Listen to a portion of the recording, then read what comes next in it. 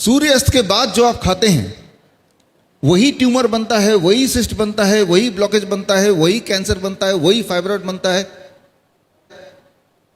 खाओ मत सूरज के ढलने के बाद, तो नहीं बनेगा। और जो है, मान लो किसी के बॉडी में कैंसर है, हमारे 55 हॉस्पिटल्स हैं, हम क्या करते हैं 6 बजे हम अपना किचन बंद कर देते हैं। हमें पता है जब हम इनको खाने देंगे नहीं 6 बजे के बाद, तो वो कैंसर सेल को, जो कैंसर के सेल है, उनको खुराक नहीं मिलेगी तो उनको मरना ही होगा।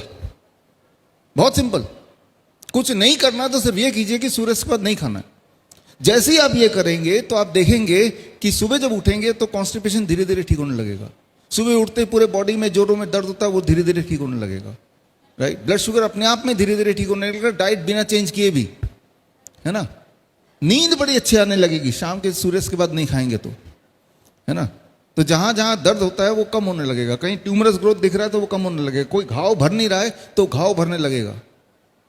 अगर आज आप चाहते हैं कि आपके घर के सारे लोग स्वस्थ रहें, तो आज घर जाते हुए रास्ते से एक ताला खरीद लीजिए और शाम के 6 बजते ही उस किचन में ताला लगा दीजिए, बस।